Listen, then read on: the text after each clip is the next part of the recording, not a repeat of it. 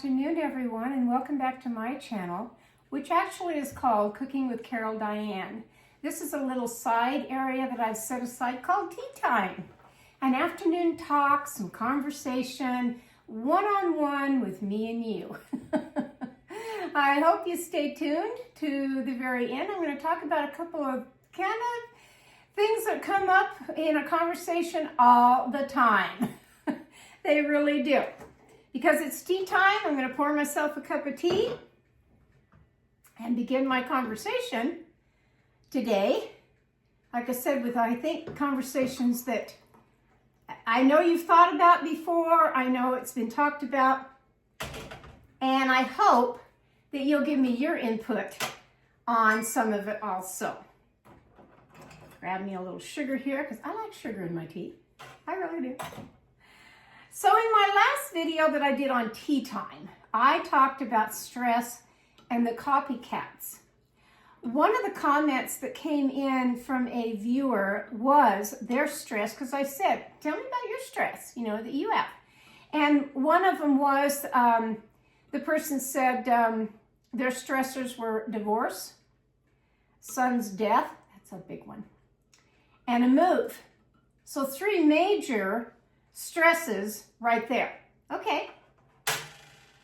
Also, another comment on my last video was, I don't think I could pick which one I like best, my cooking videos or tea time. Both are different, both are enjoyable. Thank you for saying that. Really, I do appreciate that. So what am I going to talk about today? I'm going to talk about, I'm going to spell it right this time. Last time I said stress was a 5-letter word. It's 6. I have no idea why I said that. I'm going to talk about the word why.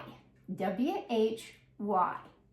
And to begin with, it kind of all started a while back on Facebook that somebody wrote in and said, if you could write a book, what would you title it? And I'm thinking, I already did, 2 of them. I already wrote 2 books. I had to comment back on that one. So I said, my title would be Why, with a question mark. Boom. Instant comment from a man that said, well, that could be interesting. Yeah, it could. Because you go through life, and don't we all at one time or the other say, why is this happening to me? Why am I alone? Why can't I get ahead? Why did the divorce have to happen? All these little whys. I have often thought, when I get to the pearly gates, if I get that far, I don't go down below. That's the first thing I'm going to ask. Why? On so many things. My biggest whys, that sometimes do bother me at times when I see things on TV or, whatever, experience different things in life. One is, why can't we have a leveling out where everybody is the same as far as money? Why do we have so many people in the world that are filthy, filthy rich? I mean, buku bucks, can buy anything they want to, spend their money just so foolishly, get extravagant things, all of that. Why? When somebody else so doesn't have that. Just penny pinching. Maybe has a buck in their checking account, Struggling to think, how am I going to buy a loaf of bread this week? Why? Why do young kids have to be sick with illnesses, bad ones, cancer, different things? Why? Why do people abuse animals? Really, that's a hard one for me. Facebook's notorious for it. I usually push the 3 little dots and say, hide, I don't want to see this anymore. Because I don't. It bothers me that somebody's abused a dog or something, left it out in a box. Don't want puppies, leave them in a box on the side of the road and hope somebody picks them up, and sometimes they don't. And not that long ago on the news was a lady that got arrested, had like 30 horses that she was neglecting and abusing. Their backs were just like this. No food, nothing, no nutrition. Several of them had to be euthanized. Why? on big things like that. So I'm going to talk about a couple things today of the why. And I'm going to start with my grandfather, who had a saying. So did my mom and my grandma on two different things. But this all comes to play with my grandfather. This is him right here. Hope you can see that picture. This is William Basel. His friends and different people called him Bill. My grandma called him Basel by his middle name. Her name, which I've told you before, was Anna Adeline. She didn't like her middle name, but he called her Addie. I go by my middle name, Diane.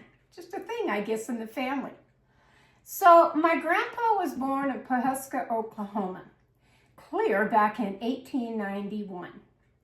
He died in 1982 at 91 years old.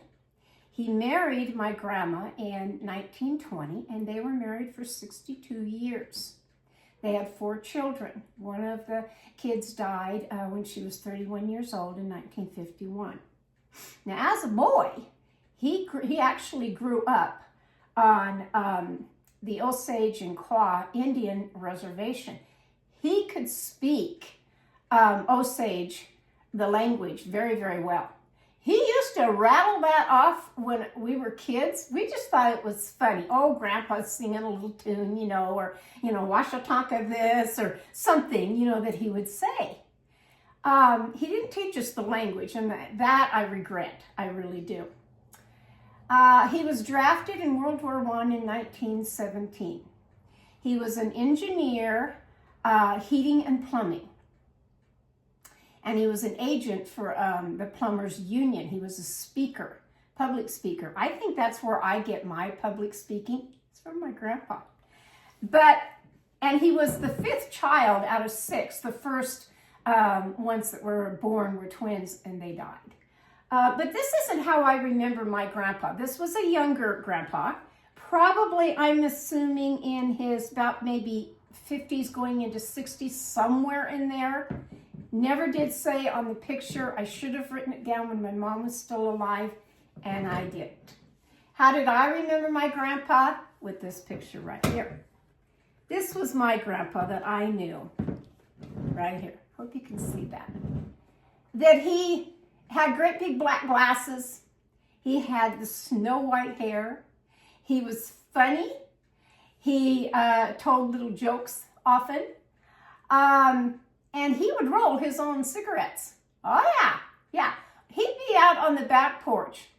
And he had those metal chairs, they did, Grandma and Grandpa. The kinds that move like this. Kind of a rocker metal chair. And he'd sit out there, and he'd roll his own cigarettes, and he was quite good at it because he'd done it for so long. He'd get the little rolling paper, in one hand. And he had I think it was called genuine something. I can't remember the name of it now. It was a little red can. And he would dump out to perfection in the little paper. And later, after the can, he had a little tobacco bag that he would pull a string on. But anyway, he would take the tobacco and put in there. And then he'd roll it. And then he'd put it up to his face like this and lick it to make the paper. And it was almost like tissue paper. It was just thin paper. And that was to seal the cigarette, and then he'd twist the little ends. Now we would say it looks like a joint. Back then it probably did too. And then he'd light that, and he would smoke his own rolled cigarettes for years. That I remember with my grandpa. And yes, the tobacco, the burnt part would fall out of the cigarette because it wasn't done like a regular cigarette, like what you're thinking of. And so he'd have burn holes in his shirt or his pants or whatever. But that's the memories that I remember with my grandpa, that we'd sit out on the back porch and he would tell stories and different things. Another wonderful memory with my grandfather was that I was 9 years old. And he made me something for my 9th birthday. We didn't have a lot of money back then. And certainly didn't, my grandparents didn't either. Although I found out later, way later on in life, they did have money in the bank. But he was not a spender. He really wasn't. And so he had in his garage, he had a wood bench, like a lot of older men did. One-car garage, off separate from the house. And he would sit on a three-legged stool, and he would tie flies from beautiful pheasant feathers. And I think that's where I learned how to tie flies, was just watching him. And of course, I thought those feathers were just beautiful, because they were. And tying flies is an art. It really is. I learned it all by myself. Then I passed it on over to my younger son, who fly fishes. And of course, his girlfriend that does it very, very well. Anyway, it was coming up my 9th birthday. And he went out in the shop, his garage, and he made me, all little girls like to play with dolls. Well, he actually made me this little canopy bed. Yeah, it's all out of wood. Okay. And Grandma did the little, she put a little skirt on it, little tacks around it. She put the little bedding in here. She made the little pillow. And because she did know how to embroider, she took the embroidery thread around the pillow. And then she hand embroidered my name onto the little, it's like a real soft little felt material. Yeah, she made that. And then he made the little doll. This is a little wood doll. Look at this. Yeah. That, I don't even know where they got one that tiny, but the little eyes are blue, little beads of some kind. And then Grandma took the embroidery thread and glued on the hair. And then she made simple little dresses. This is one of them here, if I can get it back on the little doll. Get that back on the little doll.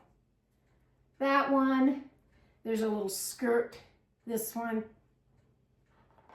This one's a little funny little skirt. Yeah. And if she was wearing blue, she could have the little hat up here too. And he actually did make the vanity, little girl's vanity. But gosh, folks, you know, not when I was 9 years old, that's a long, long time ago for me. And so I don't know, over the years, things just get lost or whatever, but I've lost 2 of the little legs that go to the little vanity. But here it is.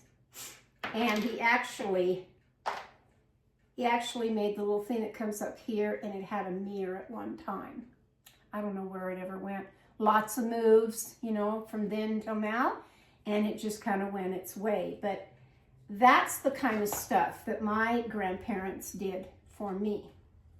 You know, they didn't have to worry about, oh my gosh, we got to go out and spend $50 or $100 in getting a gift that she may or may not like. They handmade things back then. And I have kept it all these years. That's a real treasure to me. It really is. So in talking about my grandfather, I was saying that he had, well, it comes up so often. I tried to find, folks, a pendulum. And a pendulum can either mean one like this that rocks this way, or it can be simple as this that goes like this. Now, why do I bring up the fact of a pendulum? Because a pendulum, my grandfather always used to say, the pendulum always sways the other way eventually. And it does. So, when you get to the point of saying, why? I'll use oranges for an example, even though this doesn't work like I wanted it to, up and down. If you say, why did that happen to me? Why did I go through a divorce? Why did I lose my car this week? And if it tilts like this, because it would on a regular pendulum, it would tilt like that. And this side is not balanced, is it? Well, your life isn't balanced every day either. But if you were to take the load off of this side and say, okay, my why am I divorced? Well, maybe 6 months, a year goes down the line, and you finally can say, I did a lot wrong. I'm going to put that over there. I can see now where I did wrong. They say it takes 2 to get a divorce. Yeah, generally on things. Okay, why am I alone? Well, again, you're alone because you got divorced. Doesn't mean you're always going to be alone. Okay, now it's leveling out just a little bit more. If you can come to the realization in your life, I've had to do this with my older kids so much when they call me up and say, Mom, why did that happen to me? Well, I don't know, but let's talk about this. You know, maybe we can figure it out and it won't happen again. Why did I have to go through a divorce? Well, that isn't explainable too. And when, you know, like I said, you could admit it, the problem with one is that he married her twice. That was the problem right there. So what I'm trying to show you is the pendulum always does swing the other way if you allow it to. What else goes along with that of having the pendulum swing the other way? And I bring out my little owl, my little wise old owl, because I don't have all the answers, folks. I'm just here to say, this is what's happened in my life. These are the things that I go through, maybe with my kids, maybe you do too, maybe a best friend, whatever, and they're asking the same thing. Why? You know, why a couple of weeks ago did that plane crash and kill 67 people? Why? We want to know all these questions, but we don't have the answers to them. So the little wise old owl's here to help me today. There's people that'll say, you create your own problems. I don't really necessarily believe that. I really don't. I think that behind every strong, really strong person is a story that gave them no choice, really. Think about the times in your life that you have struggled beyond compare, and then all of a sudden you come up out of it, and you think, wow, I survived that. My brother would say, I dodged the bullet. Yeah, you kind of did, didn't you? On so many different things. Another expression, besides the pendulum sways the other way eventually, is like my mother and my grandmother who came from Tulsa, Oklahoma. It'll all come out in the wash. I just said that to my older son I think last night or the night before. I said, it'll all come out in the wash. What does he say back to me? Because he likes to do that rebuttal. What does he say back to me? And what if it doesn't, Mom? Then I kind of chuckled to myself, took a little bit of a deep breath, and I said to him, then you need to go buy you some spray and wash. And you need to start scrubbing and tackle the problem and try harder. He didn't have an answer for that. No, he didn't. Patience is another real big word like why. I won't spell that. I won't tell you how many letters are in that. I think you can figure that one out. Patience. There's a coffee mug out there. Oh, I've got to find it and order it for a person that doesn't have any. That says, God, give me patience. And I want it right now. Ever see those coffee cups? They're great. I was one for a long time that didn't have a lot of patience. As I'm growing older in my golden years, I have developed a lot more patience. I really have. I think that does come with age, wisdom, like the wise old owl. I really think it does. Patience is a virtue. What does that mean? It means waiting calmly, enduring difficulties without getting upset. It really does. So today, I had a dear friend that called me out of the blue. I haven't heard from her in forever.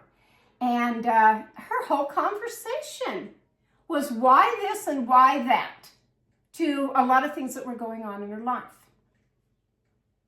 And I had to say the same thing. I said, you're of an age now where things are happening in your life. And good, bad, or indifferent, it's your journey, not mine, not anybody else's. It's your journey. And it's how you handle the situation, I think, that really, really does count. I think accountability, that word, is the same thing. How you handle the situation. Did you just blow up and fly off the handle? Or did you calmly look at the problem? Count to 10 is my motto before you open your mouth and say something that, you don't want to hurt somebody's feelings. You don't want to do certain things. So watch what you say before you open your mouth and just spout out, something. This week, I hope to go out to lunch with my ladies again. We're planning it for Tuesday. Don't know about one because she's always so busy. I hope she takes time for us. I really do. I love those luncheons because, like I said, these ladies of mine, they're my age. One's a little older than us, yes. They keep me grounded. They keep me where they do. They kind of kickstart me for the week, the month. They give me a whole different perspective on conversations and things that come up. And I think we need that every now and then. I talk about this in my cooking videos. I really do. But I do go back to my mom on a lot of things. Listen to your elders. Listen to your grandma talk sometime if she's still alive. Listen to your mom on different things. They're the teachers. They're the educators. And Mom used to say, if you have these three things, you have everything. If you have your health, if you have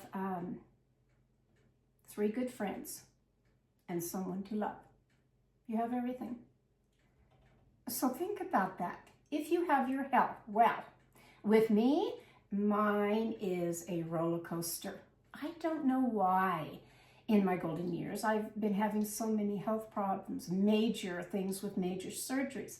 It's just something I have to experience. And when you do experience health problems, you know how that can drag you down. Because, you can't get out there and plant a garden or do all the things you want to do if your body's hurting or something's going on. Three good friends. Those are hard to find. It took me quite a while to find the friends that I have now. It really did. When I moved down here from high altitude mountains, we just had gotten moved in. A year goes by and the COVID hits. Boom. You're locked in your house for 30 days. You're wearing the mask. You can't be around a group of people, nothing. Well, there went my idea of socializing with, people my age, maybe going to church or, doing so many things. Couldn't do it. When I started that I could get back to the college of teaching my class again, that's how I met my friends who took my class, liked me for whatever reason. And I said, you want to come out to lunch? Yeah, they did. And it just kind of trickled from there. Now there's a whole table of us. Okay. Someone to love. You can have just yourself. You can. If you are blessed to have a spouse, great, more power to you. But if you've lost your spouse, significant other, whoever, and you're all alone, you can still love yourself. That's first and foremost. You can love an animal, a pet, and they're out there. They're in all the shelters, they're whatever. There's always going to be a dog, a cat, even a bird that you can bring home and love. Because that's unconditional. They'll give all that love right back to you. They don't care if you're having a bad day or you're crying or whatever. They have just an uncanny way of sensing all of that and making you feel so much better. They really do. And if you say you have all those things, your health, three good friends, and someone to love, and three good friends that you can depend on. They're not fly-by-night or an associate, a co-worker or whatever. No, these are really good friends that you can call up. Come over and have a cup of tea with me. And they do. They drop everything and they come over. A good friend that you can call on the phone and say, not having a very good day today. Could you just talk to me for a little while? Yeah. Might send you a thank you card in the mail. Those are rare, aren't they? Mm-hmm. So if you have those three things, like my mom always would say, you really do have it all, don't you? You do, if you think about it. Get the balancing act going in your life. Sit down and do the pros and cons. That's another. Make a list. One side is the pros in your life, one side's the cons. So when I go back to my sons, if they have a problem, and they say, I just can't figure this out, why this is happening to me. Okay, let's talk about this. And I will tell you, one on the divorce. What did you like about being married? Was the first thing I asked him after the divorce. Well, he says, I liked being married. I liked having a wife, and I liked the family life and, children. I liked coming home after work and sitting down at the table, Mom, like what I'm used to growing up that you did, and having a meal together. Okay, I understand that. But I said, that you can still have all that with someone else. You don't have to be married to them. You can still enjoy the company of another human being. Well, he just really liked the married life. Okay, but that didn't work out now, did it? Okay. One that maybe is, I can't get ahead in life. The paycheck, I'm going from one paycheck to the other, just living from day to day, and I can't seem to get ahead. I can't seem to put any money away. This man right here did. And I remember my mother talking about that. Way back in the day, he would take $30 out of his paycheck every period, and it went in the bank. They didn't touch it. Well, of course, back then, nowadays $30 is nothing. But back then it was. And that $30 built up and built up and built up. Never touched it, never touched it. My poor grandma. This was another thing. Always used to crack us up when I was in junior high. We'd go over there so often to see them. That's another thing. We went there. They didn't come, to our houses as children. We went to Grandma's house. And she would go to the grocery store. Every day was kind of lined out, Tuesday was washing day. Wednesday was ironing day. Iron with an ironing board, and an iron. Thursday was go to the grocery store. Okay, she'd go to the grocery store every Thursday. She would get for the week what she wanted on groceries, and she always wrote her check. They didn't have debit cards back then. Wrote a handwritten check for $20 over. That was Grandma's money. Yeah, she would stick that in her purse, and later when she would start making those beautiful Afghans for all of the grandkids, that's what paid for the Afghans, because he was kind of a penny pincher. He really was. He liked that money sitting in the bank. But she wanted things too. She really did. They were awfully special. Everybody has grandparents. You all have a mother. You all have a father. They all had a mother and a father. So you had two sets of grandparents. Maybe you were closer to one set of grandparents than the other. I know I was. Why was I closer to this set than the other? Is because we lived closer to them. And yes, we called them Grandma and Grandpa. It wasn't Papa or Pappy or any of that. He was Grandpa. She was Grandma.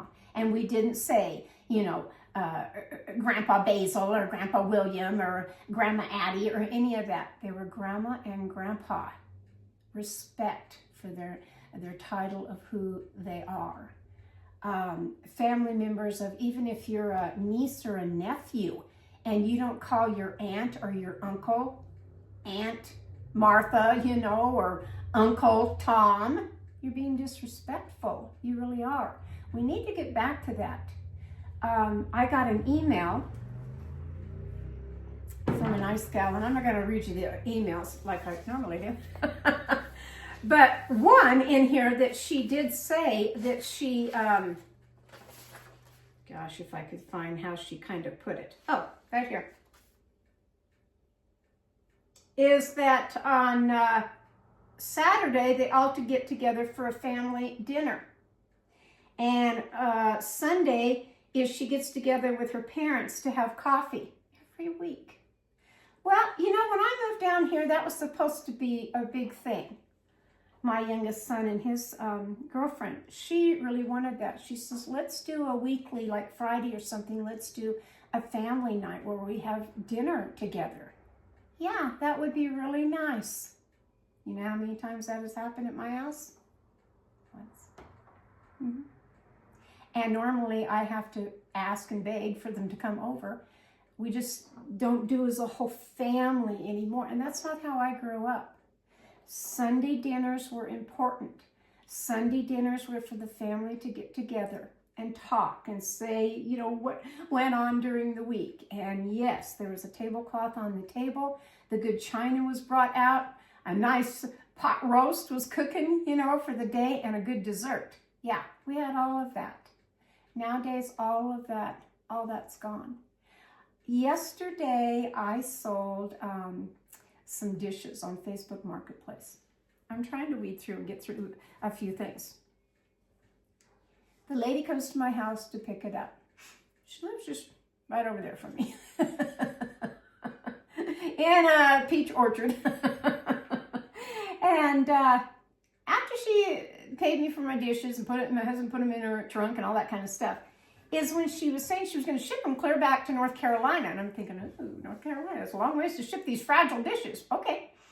Anyway, we were talking just about that. Don't have suppers anymore. You know, the family don't get together for family anything. You don't play a board game, you know, on a Saturday night together. You don't do anything like that anymore. Our generation, our society, how has it changed? People my age can relate to all of this. The younger people, goes right over their head. They have no idea what we're talking about. They think whatever they're doing on their phone or some electronic game or whatever, you know, that's their world right now. And it's only getting worse. It's only getting more advanced on technology. And the bygone years of what I grew up with my grandpa, making cute little things, you know, for your granddaughter, I guess those days are gone. And it's a shame, it really is. So, if I was to end my video today on any good note, which I hope mine are good notes, is to say, if you have the whys in your life, sit down and weed them out. Do the pros and the cons on a piece of paper, and hopefully it will kind of correct whatever's going on. We will never know on certain things why certain things happen. It's just kind of a mystery, and we have to learn to accept and go on. And once you do that, it's a game changer. It really is. When people say, well, I can't. You know, I've lost my son. The person that wrote in, divorce, death of son, and a move. The divorce you can get over. It is the death of somebody. It's the death of a marriage. But the death of your son, you don't get over. You just have to learn to put it in its place and move on from there. You're always going to miss them. You're always going to love them. They're always going to be in your heart and everywhere in part of your body. That's never going to go away. But you also can look at it, I'm going to see him again. I am. It'll be okay. I just have to finish out my job here on planet Earth, and then I'll be with him again. As far as the move, yeah, a move can be devastating. Was for me moving down here. Really was. It was a cultural shock coming to a mini city.